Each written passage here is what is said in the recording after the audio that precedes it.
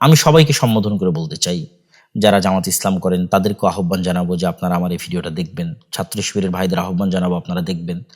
যারা ইসলামী আন্দোলন চরমোনাই করেন তাদেরকেও জানাবো আপনারা দেখবেন। যারা অন্য আর যত ধরনের ইসলামী দল করেন তারাও দেখবেন। পাশাপাশি যারা বিএনপি করছেন তাদেরকেও উদাত্ত আহ্বান জানাবো যে আপনারাও, এবং এনসিপির ভাইরাও আপনারা আমার এই ভিডিওটা যদি সম্ভব হয় দেখবেন। আমি সকলের কল্যাণকামী হয়ে, দেশের একজন নাগরিক হয়ে, কোনো প্রকার পক্ষপাত ছাড়াই আমি দুই ধরনের আলোচনাই করব। আজকে এই গণতান্ত্রিক নির্বাচনের যে ফলাফল সেটির উপর সংক্ষিপ্ত কিছু বিশ্লেষণ, এবং যারা গণতন্ত্রের রাজনীতি করতে চান তাদের জন্য কিছু পরামর্শ আমার জায়গা থেকে। পাশাপাশি যারা মনে করেন যে না, এই গণতান্ত্রিক যে ব্যবস্থা, এই ব্যবস্থার মাধ্যমে আসলে বিজয় সম্ভব নয়, তাদের জন্য কিছু পরামর্শ আমি দিব। তো প্রথমত আমরা একটু বিশ্লেষণ করি।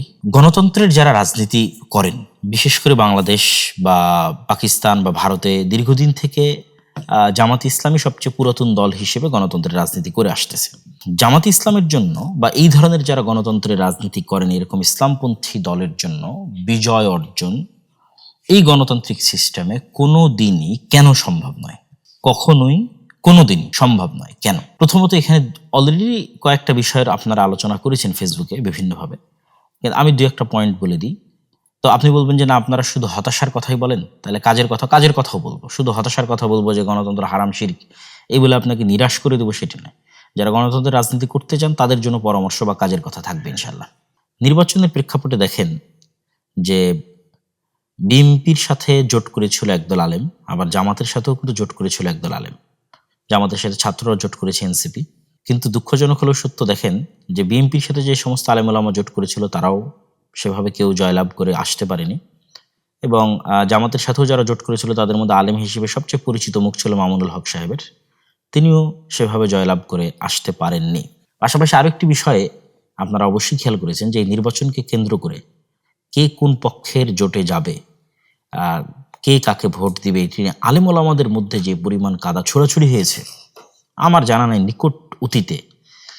আমি আলেম ওলামা বলতে এখানে হানাফি আহলে হাদিস পার্থক্য করতেছি না, বরং যারা দেশের মেইন স্ট্রিমে আছে তাদের কথাই বলতেছি, তথা দেওবন্দি হানাফি আলেম ওলামা তাদের কথাই বলতেছি। তাদের পরস্পরের মধ্যে যে পরিমাণ কাদা ছোড়াছুড়ি হয়েছে, আমি আমার এই ছোট্ট বয়সে এই পরিমাণ কাদা ছোড়াছুড়ি নিকট অতীতে আর দেখিনি। বরং ভালো একটা একতাই দীর্ঘদিন থেকে দেখে এসেছি। শুধু তাই নয়, সবচেয়ে হাস্যকর যে বিষয়টি হয়েছে এবং লজ্জাস্কর হয়েছে আলেম ওলামার জন্য, যে ব্রাহ্মণবাড়ির একটা আসনে 3 জন আলেম ওলামা, একজন বিএনপির প্রতিনিধিত্ব করছেন বিএনপি জোটের, একজন জামাত এনসিপি জোটের, একজন চরমোনাইয়ের ইসলামী আন্দোলন জোটের, 3 আলেম ওলামাকে পরাজিত করে একজন নারী প্রার্থী তিনি বিজয় লাভ করেছেন। তো এটি আলেম ওলামাদের অনৈক্য এবং রাজনীতিতে তাদের যে বিশাল একটা গ্যাপ থেকে গেছে, তারা বাংলাদেশের মাঠের বক্তব্য দার্স তাদরিসের সাথে রাজনীতির মাঠ যে এতটা সহজ বা সোজা নয়, কোনো একটা জায়গায় অবশ্যই কোনো কিন্তু বা কোনো জিজ্ঞাসাবোধক চিহ্ন অবশ্যই আছে, আত্মসমালোচনার জায়গা অবশ্যই আছে। যেখানে শুরু থেকে সকল ইসলামী দল একত্রিত হয়ে তারা বলল যে অন বক্সে তারা ভোট নিবে, সেখানে শেষ মুহূর্তে এসে সেটিও কিন্তু ভেঙে গেল। আবার দেওবন্দি আলেম ওলামার একদল শুরু থেকেই বলে আসতেছিলেন যে জামাত ইসলামকে ভোট দেওয়া হারাম বা তারা কাদিয়ানীদের চাইতেও খারাপ। তো এই যে এই নির্বাচনকে সামনে রেখে যে পরিমাণ কাদা ছোড়াছুড়ি হয়েছে মেইন স্ট্রিমের আলেম ওলামাদের মধ্যে, আমি নিকট অতীতে এরকম কাদা ছোড়াছুড়ি দেখিনি। এটি চরম একটি তিক্ত অভিজ্ঞতা হয়ে থাকবে এদেশের ইতিহাসে। প্রশ্ন হচ্ছে এখানে আসলে প্রথমত কেন সম্ভব নয়, দুটো পয়েন্টে আমি আলোচনা করতে চাই। 1 নম্বর হচ্ছে কাল্ট ফিগার, একজন ব্যক্তিকে ক্যারিশমাটিক লিডারশিপ মেনে তার অধীনে জোয়ার তৈরি করা। ক্যারিশমাটিক লিডারশিপ ছাড়া পৃথিবীতে শুধু গণতান্ত্রিক রাজনীতি নয়, কোনো বিপ্লবী কোনোদিন সাকসেসফুল হয়নি, তো ক্যারিশমাটিক লিডারশিপ যার কাল্ট ফিগার, আপনারা যারা ফ্যাসিজমের বিরুদ্ধে বলেন তারা বলেন যে কোনো কাল্ট ফিগার যেন তৈরি না হয়, কিন্তু আসলে কাল্ট ফিগার তৈরি না করলে আপনি রাজনীতি করতে পারবেন না। তাহলে আওয়ামী লীগের জন্য কাল্ট ফিগার কি? শেখ মুজিবুর রহমান। তাকে অবিসংবাদিত নেতা বানিয়ে, তাকে মর্যাদার সর্বোচ্চ পর্যায়ে পৌঁছিয়ে, তার আদর্শে আদর্শিত হওয়ার প্রেরণা জাগরিত করে তার নামে রাজনীতি করা, একটা নির্দিষ্ট কাল্ট ফিগারের তৈরি করে তার অধীনে রাজনীতি করা। যারা বিএনপি রাজনীতি করে তাদের জন্য কাল্ট ফিগার শুধু একটা নয়, 2টা, প্রেসিডেন্ট জিয়াউর রহমান মরহুম প্রেসিডেন্ট এবং বেগম খালেদা জিয়া। আমরা আল্লাহ সুবহানাহু ওয়া তাআলার নিকটে দোয়া করি আমাদের অতীতে চলে যাওয়া যারা রাজনীতিবিদ ছিলেন তাদের সকলের কোনো অকল্যাণ থাকলে আল্লাহ সেটি ক্ষমা করুক এবং তাদেরকে জান্নাতবাসী করুক, তাদের বিষয়ে আমরা কল্যাণের ধারণা রাখি। তো তাদের 2টা কাল্ট ফিগার, ফলত এই দুইটাকে তাকদিস করার মাধ্যমে তারা তাদের রাজনীতি পরিচালনা করে। এই জায়গায় অন্য ইসলামী দলের তো সমস্যা আছে। জামাত ইসলামের সবচেয়ে বড় সমস্যা হচ্ছে জামাত ইসলামের যে কাঠামো, এই কাঠামোতে কখনোই কাল্ট ফিগার তৈরি হওয়া সম্ভব নয়। কেন এখানে ক্যাডার ভিত্তিক যোগ্যতার ভিত্তিতে এখানে রাজনীতি হয়। কারো কেউ খুব ভালো এই জন্য তার ছেলে রাজনীতিতে আসবে, এরকম কোনো ব্যবস্থাপনা এখানে নাই। এটা একটা ভালো দিক, কিন্তু কাল্ট ফিগার তৈরি না হলে গণতান্ত্রিক রাজনীতিতে আপনি সাকসেসফুল হতে পারবেন না। একজন ক্যারিশমাটিক লিডার লাগবে। যেমন এখন এনসিপির যারা রাজনীতি করতেছে তাদের মধ্যেও কিন্তু এখন পর্যন্ত কোনো একজন ক্যারিশমাটিক লিডার তৈরি হয়ে ওঠেনি যে সেই একজনের অধীনে সারা দেশের মানুষ একত্রিত হবে।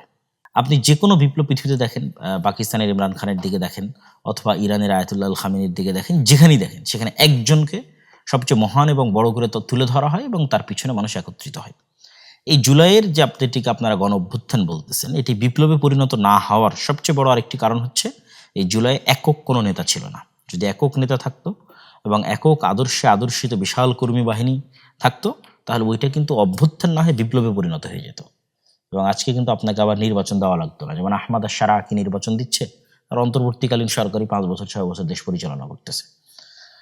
এখানে একক নেতৃত্বের অধীনে সবাই একত্রিত হয়েছে এবং তার প্রতি আস্থা রেখে, ঠিক আছে, তার অধীনে তার আদর্শে আদর্শিত হয়ে একদল কর্মী বাহিনী তৈরি হয়েছে। তাহলে যারা ইসলামের নামে রাজনীতি করতেছেন তাদের তো কোনো কাল্ট ফিগার নাই, আবার তারা শত মত আর দলে বিভক্ত, কত ফতোয়া তার হিসাব নাই। এর কাছে ও বিভ্রান্ত, ওর কাছে ও ভ্রান্ত, ওর কাছে ও বেদাতি, ওর কাছে ও শিরক। এগুলোর মধ্যে অবশ্যই কিছু সত্যতা কিছু থাকবে না তা নয়, কিন্তু আমি সরাসরি আজকের আলোচনা কিন্তু আমি সরাসরি আপনাদের যে একজন ইসলামিক স্কলার সেই হিসেবে কিন্তু আলোচনা করতেছি না। আজকে বিশ্লেষণ করছি জাস্ট একজন গণতন্ত্রের রাজনীতির একজন কোর দেশের নাগরিক হিসেবে একটু বিশ্লেষণ করতেছি। দ্বিতীয় যেটি বড় বাধা যারা ইসলামের নামে রাজনীতি করছেন, তো ইসলামের নামে রাজনীতি করার প্রথম বাধা কি বললাম, যে আপনাদের কোনো কাল্ট ফিগার তৈরি হওয়া সম্ভব নয়, ঠিক আছে। জামাত ইসলামের নিজের ফ্রেমের কারণে সম্ভব নয়। আর ইসলামী দলগুলো সব বিভিন্ন মাযহাব মতবাদ আদর্শে, একজনের কাছে আরেকজন কাফের, আরেকজনের কাছে আরেকজন শিরক মুশরিক। ফলত এখানে কেউ একক নেতৃত্বের অধীনে এসে একত্রিত হবে সেটার কোনো পসিবিলিটি নাই বললেই চলে। আর ওই পসিবিলিটি যদি না থাকে কোনোদিন আপনি ক্ষমতায় যেতে পারবেন না। এটা just full stop, note down করে রাখবেন যারাই আপনার ইসলামের নামে রাজনীতি করতেছেন, গণতান্ত্রিক করেন অগণতান্ত্রিক করেন। 2 নাম্বার ডিপ স্টেট, যেটা আপনারা খুব ভালোভাবে এই 2026-এর ইলেকশনের পরে দেখলেন যে কারচুপি এবং ইঞ্জিনিয়ারিং এর মধ্যে যে ডিফারেন্স, যে পার্থক্যটা, যে কারচুপি মানে দিনের বেলা গিয়ে ভোট কেন্দ্র দখল করা, ঠিক আছে, ভোট কেন্দ্র দখল করে জাল ব্যালট বাক্স ভরা, এটা হয়নি। কিন্তু ইঞ্জিনিয়ারিং, ফলাফল ঘোষণা ইঞ্জিনিয়ারিং। তো ডিপ স্টেট যে শুধু ফলাফল ঘোষণা ইঞ্জিনিয়ারিং করবে বিষয়টি কিন্তু সেরকম নয়। ডিপ স্টেট আরও বহু ক্ষেত্রে তাদের প্রভাব থাকে। ডিপ স্টেট মানে ছায়া রাষ্ট্র।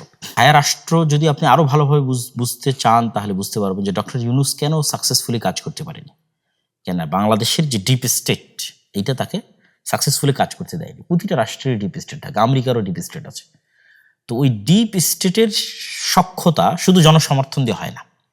যেটা আমি বহুবার বলেছি যে আপনাদের 16 কোটি মানুষের ভোটের মূল্য প্রথম আলোর কাছে একটা খড়ের টুকরাও নয়। এই কথাটা আপনারা আমার বহু বক্তব্য শুনেছেন। কেন বলেছি এটা? কেন প্রথম আলো হচ্ছে ডিপ স্টেটের পার্ট, ঠিক আছে। তো এই জিনিসটা আপনাকে বুঝতে হবে যে ডিপ স্টেট মানে আপনারা সব 16 কোটি মানুষ ভোট দিয়ে দিলেন আর ডিপ স্টেট পরিবর্তন হয়ে গেল, এটা কিন্তু না। ডিপ স্টেট মানে বহু বাইরের এমবেসি, তাদের সাথে যোগাযোগ, দেশের মধ্যেকার অসংখ্য প্রতিষ্ঠান যেমন আর্মি, সেনাবাহিনী, ঠিক আছে, এস্টাবলিশমেন্টের মধ্যে যারা আছে, বড় বড় ব্যবসায়ী, এর মধ্যে মাফিয়ারাও থাকে, ঠিক আছে। এক কথা স্থায়ীভাবে যারা দেশের স্টেক হোল্ডার, বড় বড় শক্তিশালী প্রতিষ্ঠান, মিডিয়া হতে পারে, তো তাদের যতক্ষণ আপনি আস্থা অর্জন না করতে পারবেন বহির্বিশ্বের সেনাবাহিনীর, দেশের অভ্যন্তরের শক্তিশালী প্রতিষ্ঠানের, ততক্ষণ 16 কোটি মানুষ ভোট দিলেও আপনি ক্ষমতায় আসতে পারবেন না। এটা গণতন্ত্রের নিয়ম, গণতন্ত্রের একটা সিস্টেম, আপনাকে আসতে দেওয়া হবে না। এই সিস্টেম, এই কাঠামো যতদিন থাকবে ততদিন এটাই ঘটবে। তাহলে আপনাকে আস্থা অর্জন করতে হবে তাদের। তো সেক্ষেত্রে এখন আপনি বলবেন যে ভাই আপনি তো শুধু হতাশ করেন গণতন্ত্রের বিষয়, তাহলে যারা গণতন্ত্রের রাজনীতি করতে চায় তাদের কি কোনো আশার জায়গা নাই? আছে। যারা গণতন্ত্রের রাজনীতি করতে যান তাদের জন্য আজকে আমি নিরেট একদম খালেস অন্তরে একটা পরামর্শ দিই, গণতন্ত্রের রাজনীতি করেন, ইসলামের নামে গণতন্ত্রের রাজনীতি করলে কোনোদিন সাকসেসফুল হতে পারবেন না। ইসলামকে শুধু দাওয়ার জায়গায় রাখেন, শুধু দাওয়াতের জায়গায় রাখেন, এবার রাজনীতি করেন। আপনি বলবেন তাহলে তো আপনি ইসলামকে রাজনীতি থেকে দূরে করে দেন। দূরে করতেছি না, আপনি তো মুসলমান। যারা বিএনপির জয়লাভ করলো তাদের মধ্যে কয়জন হিন্দু আছে? আপনি খুঁজে দেখেন দেখি কয়জন হিন্দু আছে। জামাতের তো একজন হিন্দু ছিল। তাহলে বিএনপির যতজন বিজয় লাভ করলো তাদের 99% মুসলমান। শুধু কি মুসলমান, আমি এমন দু একজনকে চিনি যারা 5 ওয়াক্ত সালাত আদায়কারী, 5 ওয়াক্ত সালাত জামাতের সাথে আদায় করে, অন্য মানে গণতন্ত্র বাদে অন্য আর সকল বিষয়ে সর্বোচ্চ বিশুদ্ধ আকীদা লালন করে। ঠিক আছে, এরকম অসংখ্য জনকে আমি চিনি যারা এই নির্বাচনে যারা জয়লাভ করে এসেছে বিএনপি থেকে। তাহলে আমি কি বলতেছি, আপনি গণতান্ত্রিক রাজনীতি করতে পারবেন, কিন্তু ইসলামের নামে রাজনীতি করে আপনি রাষ্ট্র ক্ষমতায় যেতে পারবেন না। তার 1 নম্বর পয়েন্ট আগে বলেছি, কারণ আপনি কাল্ট ফিগার তৈরি করতে পারবেন না, সকল ইসলামপন্থীকে একত্রিত করতে পারবেন না। 2 নম্বর পয়েন্ট বলেছি, আপনি কখনো ডিপ স্টেটের আস্থা অর্জন করতে পারবেন না। ফলত ইসলামের নামে রাজনীতি করে মানে গণতান্ত্রিক রাজনীতি করে আপনি কখনো ইসলামের নামে ক্ষমতায় যেতে পারবেন না, এটা ফুল স্টপ। তাহলে আপনি তো মুসলমান, আপনি রাজনীতি করতে পারেন। আপনি জাস্ট ইসলামের আদর্শকে নিজের মধ্যে ধারণ করার চেষ্টা করবেন। এই গণতান্ত্রিক সিস্টেমের মধ্যে থেকে যতটুকু রাষ্ট্রের উপকার করা যায়, যতটুকু ন্যায় এবং ইনসাফ প্রতিষ্ঠা করা যায়, ততটুকু প্রতিষ্ঠা করার জন্য চেষ্টা করবেন। সেই রাজনীতি আপনি করবেন। যেমন অনেকেই আওয়ামী লীগের তুলনায় বিএনপিকে ভালো মনে করতেন, যে তারা হয়তো ইসলাম পন্থাকে ধারণ করে তথা একজন মুসলিম এর যে আদর্শ সেটিকে ধারণ করে তারা টুকটাক ধর্মীয় মূল্যবোধকে ধারণ করে তারা রাজনীতি করে। যে রাজনীতি আপনারা এরদোগানের দেখতেছেন, যেই রাজনীতি আপনারা ইমরান খানের দেখতেছেন, যেই রাজনীতি আপনারা মালয়েশিয়াতে দেখতেছেন, এগুলো পূর্ণাঙ্গ ইসলামী রাজনীতি নয়। তো এগুলোকে আপনি একটাকেও পূর্ণাঙ্গ ইসলামী রাজনীতি বলতে পারবেন না। এগুলো কি রাজনীতি? এগুলো হচ্ছে ইসলামী ভাবধারায় উজ্জীবিত হয়ে একদল মুসলমানের রাজনীতি। যে মুসলমান পূর্ণাঙ্গ মুমিন নয়, সে ফাসেক মুমিন হতে পারে, ঠিক আছে, তার অন্য কোনো ত্রুটি থাকতে পারে, কিন্তু সে সরাসরি ইসলাম বিরোধী বিদ্বেষী কোনো আইন হোক এটা সে চায় না। আপনাকে আরো ক্লিয়ার করি, মুসলিম লীগের রাজনীতি কি ছিল? মুসলিম লীগ আলেম ওলামাদের দল ছিল নাকি? মুসলিম লীগের মিস্টার জিন্নার বিরুদ্ধে যে পরিমাণ আলেম ওলামা ফতোয়া দিয়েছে ওই সময় 46-47-এর সময়, যে পরিমাণ আলেম ওলামা ফতোয়া দিয়েছে, এই এখনো সে পরিমাণ আলেম ওলামা এই যারা ইসলামপন্থী নামে রাজনীতি করে তাদের নামে ফতোয়া দেয়নি। আপনি খুলে দেখেন, মুসলিম লীগের সব জেনারেল পড়ুয়া সাধারণ মুসলমান ছেলেপেলে ছিল। 2-1 আলেম ওলামা পরবর্তীতে যুক্ত হয়েছে। মিস্টার জিন্নার কথা পড়া হবে, মিস্টার জিন্নাও আলেম না, আল্লামা ইকবালও আলেম না, এরা জেনারেল শিক্ষিত পড়ুয়া ছাত্র। এরা কি চাইছে? এরা চাইছে মুসলমানরা যেন স্বাধীন মতো বাস করতে পারে। কিন্তু ইসলামী রাষ্ট্র, পূর্ণাঙ্গ ইসলামী রাষ্ট্র কিন্তু তারা চায়নি, প্রতিষ্ঠিতও কিন্তু তারা করতে পারেনি। তারা কিছু মুসলমানরা যেন আলাদাভাবে স্বাধীনভাবে বসবাস করতে পারে। তো সেই রাজনীতিতে এখনো আছে, সেই রাজনীতি বাংলাদেশে এখনো আছে। এই যে জামাত ইসলামকে যারা, জামাত ইসলামের যে জোট, এই জোটকে যারা ভোট দিয়েছে, জামাত এনসিপির জোটকে, আপনি নিশ্চিত থাকেন এটা মুসলিম লীগের ভোট ব্যাংক। তথা 1947-এ যারা মুসলমানদের আলাদা দেশের জন্য ভোট দিয়েছিল, এরাই এই 2026-এ এসে বিভক্ত হয়ে কিছু বিএনপিকে ভোট দিয়েছে, কিছু জামাত এনসিপিকে ভোট দিয়েছে। এটা মুসলিম লীগেরই ভোট ব্যাংক। শেখ মুজিবুর রহমান নিজেও কিন্তু মুসলিম লীগ করতেন, তারপর আওয়ামী মুসলিম লীগ। তো আপনাকে মাথায় রাখতে হবে কি, যে আপনি যদি বাংলাদেশে রাজনীতি করতে চান, আপনি ইসলামের নামে রাজনীতি করে, গণতান্ত্রিক ইসলামের নামে গণতান্ত্রিক রাজনীতি করে ক্ষমতায় আসতে পারবেন না। আপনাকে কিসের রাজনীতি করতে হবে?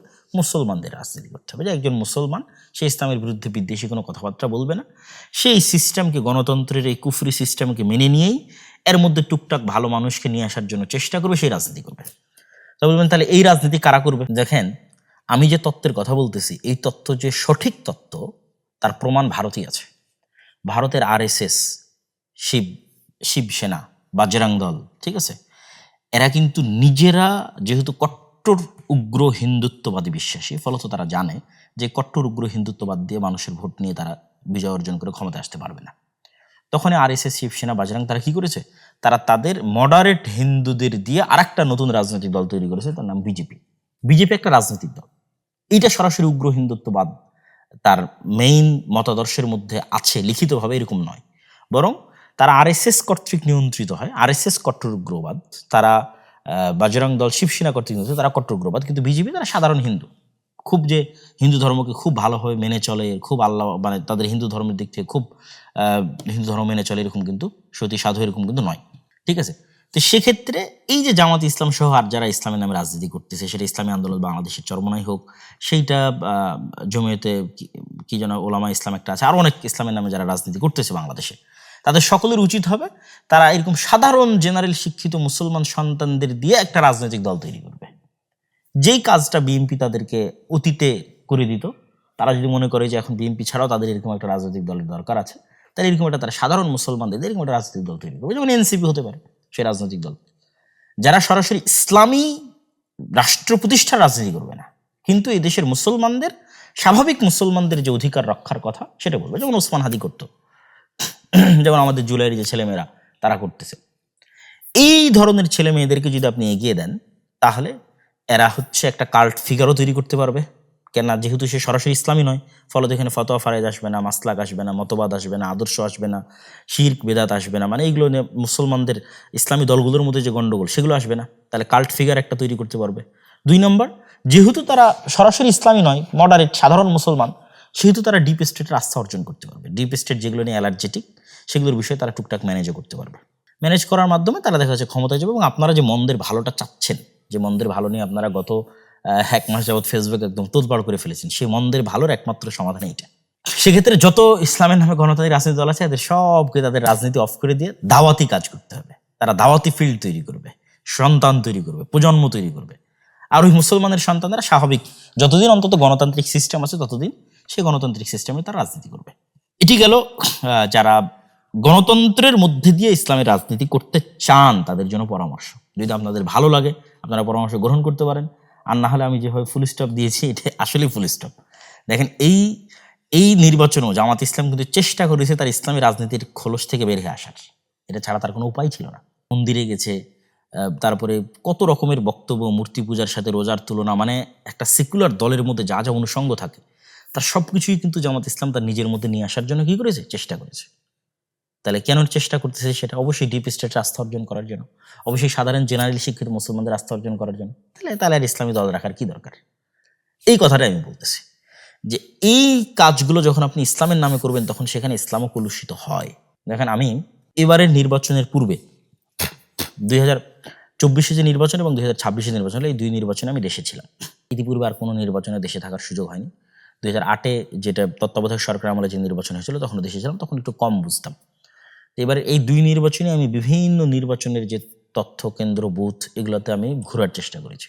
বিভিন্ন নির্বাচনী এলাকায় গত 5-10 দিন ঘোরার চেষ্টা করেছি। অসংখ্য যারা এমপি ক্যান্ডিডেট আছে, জামাত ইসলামের, বিএনপির অসংখ্য এমপি ক্যান্ডিডেটদের সাথে সাক্ষাৎ করেছি। আমার অবজারভেশন আপনাকে বলি, ভোট কেন্দ্র স্বাভাবিক একটা মানুষের ঘর থেকে অন্তত যাতায়াত খরচও যদি বলি, তাহলে অন্তত কোথাও 30 টাকার ভাড়ার দূরত্ব, কোথাও 40 টাকার, কোথাও 50 টাকার।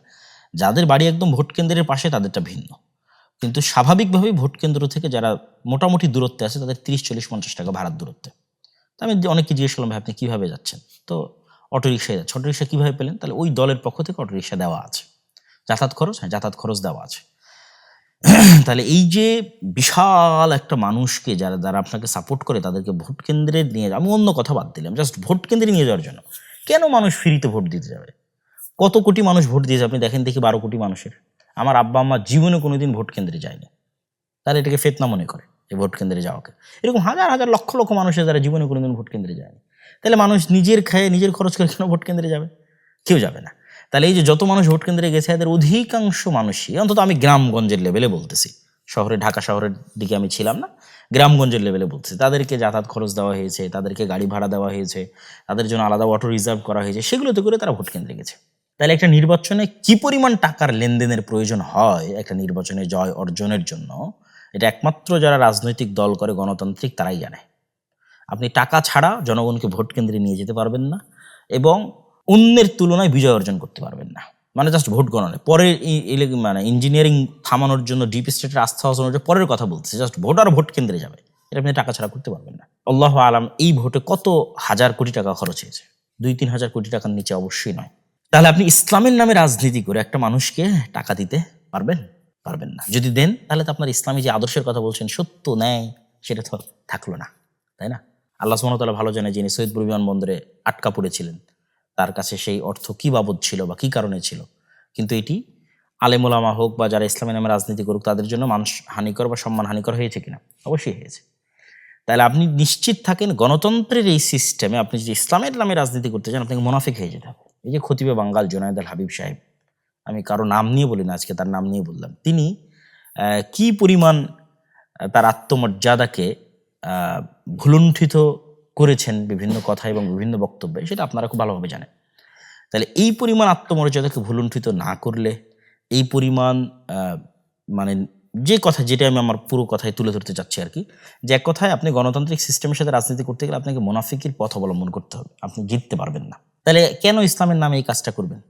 এবং ইসলামের নামে যদি কাজটা করেন তবু জিততে পারবেন না। কেন বলেছি? ওই আগের 2টা পয়েন্ট, কাল্ট ফিগার তৈরি করতে পারবেন না, ডিপ স্টেট আস্থা অর্জন করতে পারবেন না। তাহলে কি করতে হবে?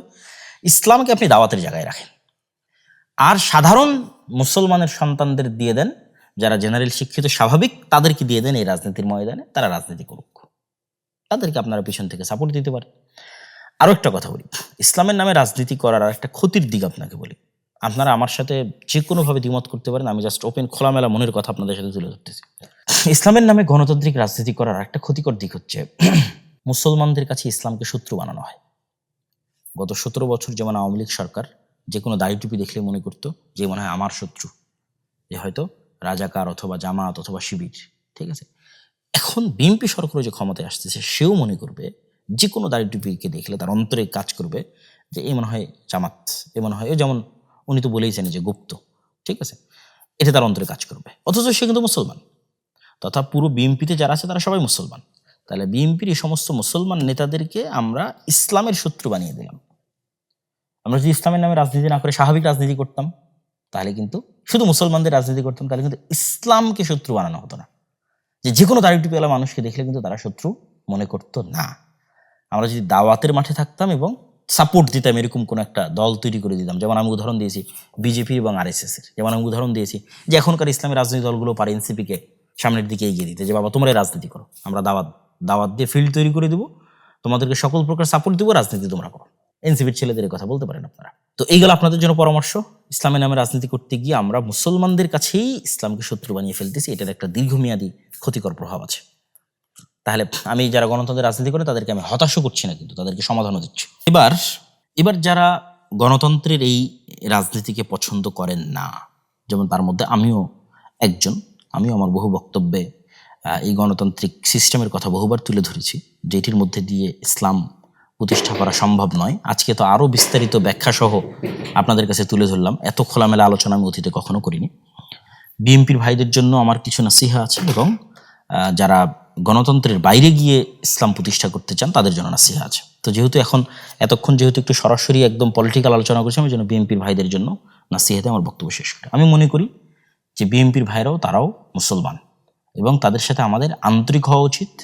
তাদের সাথে আমাদের, যারা ইসলামের নামে রাজনীতি করছেন, যারা মুসলমানদের রাজনীতি করছেন, তাদের শত্রুতাপূর্ণ যে মনোভাব, এটা দিন শেষে আমাদের ইসলামকে ক্ষতিগ্রস্ত করবে। তাহলে কি করা উচিত? সৎ উপদেশ এবং দোয়া। এই কথা আমরা আগেও বলেছি এবং এখনো বলছি। এবং এই সৎ উপদেশ এবং দোয়ার জায়গা থেকে বিএনপির যারা দায়িত্বশীল, যারা নেতৃস্থানীয় আছেন, তারেক রহমান সাহেবের সাথে আমার যখন দেখা হয়েছিল, তখন আমি তার কাছে এই কথাগুলো তুলে ধরেছিলাম।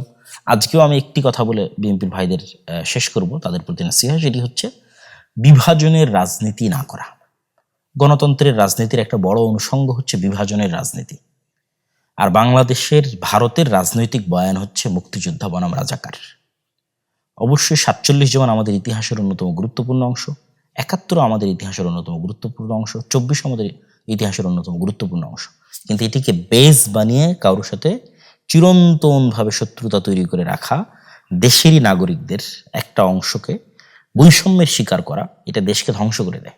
তো অন্তত অতীতের সরকার যে ভুলগুলো করেছে, আপনারা সেই ভুলগুলো যদি না করেন, আপনারা যদি দেশের মধ্যে বিভাজনের রাজনীতি তৈরি না করেন, উদারতা দেখান, আশা করি যে আল্লাহ সুবহানাহু ওয়া তাআলা আপনাদের শাসনে কল্যাণ দিতে পারে। জুলম না হলে, বিভাজনের রাজনীতি তৈরি না হলে আল্লাহ সুবহানাহু ওয়া তাআলা এটির মধ্যে বরকত দিতে পারে। তো এই ছোট্ট আপনাদের জন্য পরামর্শ যে যারা আপনারা বিজয়ী হয়েছেন, তারা অবশ্যই পরাজিতদের প্রতি ইনসাফ করবেন। যেটা ওসমান হাদিও বলতো যে আমি আমার শত্রুর সাথেও ইনসাফ করতে চাই। তাহলেই দেখবেন একটি উন্নত মানের চমৎকার একটি ইনসাফের বাংলাদেশ আমরা তৈরি করতে পারছি। এই আশা আমরা আপনাদের কাছে রাখি, এবং আমাদের এই কল্যাণকামিতাও থাকবে।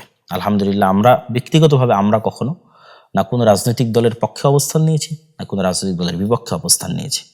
আমরা সবসময় যেটা কোরআন এবং হাদিসের আলোকে সত্য এবং সঠিক মনে হয়েছে আমাদের কাছে, সেটি নাসিহা হিসেবে, তত্ত্ব হিসেবে, উপদেশ হিসেবে দেশ ও জাতির কাছে তুলে ধরেছি, এবং আমরা আমাদের জায়গায় কোরআন এবং হাদিস অনুযায়ী যেটি খেদমত করার প্রয়োজন মনে করেছি, আল্লাহ সুবহানাহু ওয়া তাআলার সন্তুষ্টির জন্য সেই খেদমত করছি এবং করে যাচ্ছি। এবার সর্বশেষ পয়েন্ট, যারা গণতন্ত্রের বাইরে গিয়ে ইসলামের বিজয় দেখতে চান, আপনাদের কাজ কি? আপনাদের সবচেয়ে বড় কাজ, এটা আমি আমার বহু বক্তব্যে বলেছি এবং আজকেও বলছি, আমার এই কথা কখনো চেঞ্জ হবে না, যে ঈমান বিল গায়বে ইয়াকিন, পরকালে চরম লেভেলের আস্থা এবং বিশ্বাস, ন্যায়পরায়ণতার চর্চা ছোটবেলা থেকেই, একদম ঘর থেকেই, সমাজ এবং পরিবার থেকেই ন্যায়পরায়ণতার চর্চা তৈরি করা এবং শুরু করা। এবং 3 নাম্বার শক্তিশালী প্রতিষ্ঠান, যেমন এই যে নির্বাচনের সময় দেখলেন যে যারা জামাত এনসিপি জোটে ছিল তাদের কি হাহাকার, যে তাদের কোনো পত্রিকা নাই, তাদের কোনো নিউজ চ্যানেল নাই, তাদের কোনো নিউজ পেপার নাই, ঠিক আছে, জাস্ট ফেসবুকে কয়েকটা হাতে গোনা পেজ। তাহলে শক্তিশালী প্রতিষ্ঠানের কিন্তু অভাব আছে। তো ওসমান হাদি বলতো যে জীবন দেওয়া অনেক সহজ, কিন্তু বাস্তবে কোনো কিছু করা এটা কঠিন। আমাদের করার লোক লাগবে, জ্ঞান অর্জনের লোক লাগবে, প্রজন্ম তৈরি করার লোক লাগবে। আর যারা গণতন্ত্রের বাইরে গিয়ে ইসলাম প্রতিষ্ঠা করতে চান তাদের জন্য আমার কথা হচ্ছে, কোনো কিছুর পরিপূর্ণ ধ্বংস ছাড়া কোনো কিছুর পরিপূর্ণ উত্থান হয় না। আমি বিল্ডিংটা রেখে দিয়ে এখানে আর একটা নতুন বিল্ডিং যেটা এর সাথে যায় না, নতুন ভিন্ন ডিজাইন কেমনে বানাবো বলেন? আমি এই বিল্ডিংয়ের ডিজাইন রেখে এখানে প্লাস্টার করতে পারি। এখানে যদি সম্পূর্ণ ভিন্ন ডিজাইনের একটা বিল্ডিং বানাতে চাই তাহলে আগের ডিজাইনটা ভেঙে ফেলতে হবে, কিছু করার নাই। তাহলে গণতন্ত্রের পূর্ণাঙ্গ পতন ছাড়া আপনারা যারা পূর্ণাঙ্গ ইসলাম চান আপনাদের এটা সম্ভব নয়। যেন আমি বলেছি যে 36শে জুলাই গণতন্ত্রের পতন ঠেকানো হয়েছে।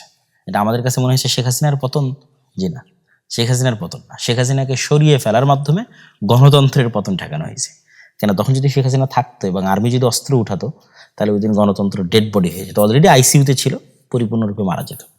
বাংলাদেশে একটা গৃহযুদ্ধ তৈরি হতো, সেই গৃহযুদ্ধের পরে আপনি দেখতেন যেখানে পূর্ণাঙ্গ ইসলাম প্রতিষ্ঠা হয়েছে। তো পূর্ণাঙ্গ পতন ছাড়া পূর্ণাঙ্গ উত্থান হয়। তখন তা আপনি বলবেন যে তাহলে কি আমরা নিজে থেকে পূর্ণাঙ্গ পতন করবো? জি না, ইসলামে সবসময় মানুষের যান, জীবন এবং মালের নিরাপত্তা সর্বাগ্রে। এটির উপরে ইসলামে কিছুই নাই, মানুষের জীবনের চাইতে আর কিছু নাই উপরে। তাহলে মানুষের যান, জীবন এবং মালের নিরাপত্তার জন্য আপনাকে আপনার যে কাজটা, আপনার জায়গার যে কাজটা সেটা করে যেতে হবে। আপনার জায়গার কাজ কি? ঈমান বিল গায়বে ইয়াকিন তৈরি করা, পরকালে আস্থা তৈরি করা, ন্যায়পরায়ণতার চর্চা একদম ঘর থেকে শুরু করা, বোনকে সম্পত্তি ঠিকভাবে দিচ্ছেন কিনা, আশেপাশে কেউ অন্যায় করলে প্রতিবাদ করা। আমরা তো প্রতিবাদ করি না, আমরা আল আমরু বিল মারুফ ওয়ান নাহি আনিল মুনকার করি না। আল আমরু বিল মারুফ ওয়ান নাহি আনিল মুনকারের চর্চা বাড়ানো, একদম গ্রামগঞ্জ লেভেল থেকে আল আমরু বিল মারুফ ওয়ান নাহি আনিল মুনকারের চর্চা বাড়ানো এবং শক্তিশালী প্রতিষ্ঠান তৈরি করা। আর অপেক্ষায় থাকা যে কবে এই গণতন্ত্রের কাঠামোর পতন ঘটবে। আমি আমার বহু বক্তব্য বলেছি, যেহেতু গণতন্ত্র পূর্ণাঙ্গ ন্যায় বিচার দিতে পারবে না, সেহেতু গণতন্ত্রের একদিন পতন হবে।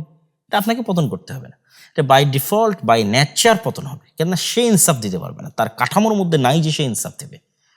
ফলত যেহেতু সে ইনসাফ দিবে না, মাজলুম তো জুলুমের বিরুদ্ধে আওয়াজ উঠাবেই। তখন এরকম 36শে জুলাই এমনি আবার 15-20 বছর পর আপনি দেখবেন যে আবার হচ্ছে 36শে জুলাই।